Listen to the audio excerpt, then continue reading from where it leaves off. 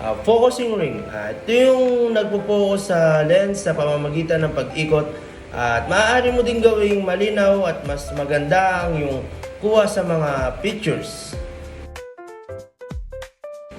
Focus mode switch. Ito yung lumalapit sa pamamagitan ng manual focus at autofocus na mga mode.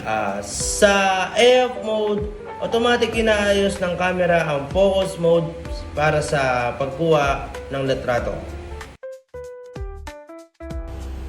Hood mount. Dito mo maaaring ikabit ang lens hood na tumutulong upang harangan ng mga hindi kailangang ilaw at mabawasan ang lens flare na nagpapabuti sa kaibahan at kalidad ng mga larawan. Zoom ring. Ang zoom ring ay nagpapaintulot sa pagbago ng focal length ng lens. Sa pag-ikot nito, maaari ka mag-zoom in o out na magbibigay daan sa iyo na lumapit o lumayo sa iyong paksa nang hindi inililipat ang camera.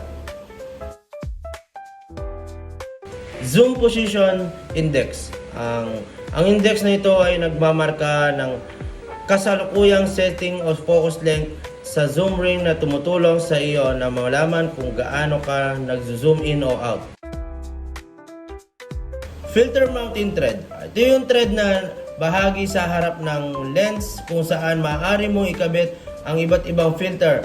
Ang filter ay maaari magpahusay sa iyong mga kalarawan sa pamamagitan ng pagbawas ng glare, pagprotekta sa lens o paglikha ng mga special na epekto.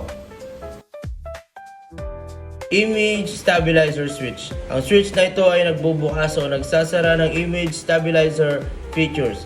Ang image stabilizer ay tumutulong upang mabawasan ang blurriness na dulot ng pag-uga ng camera.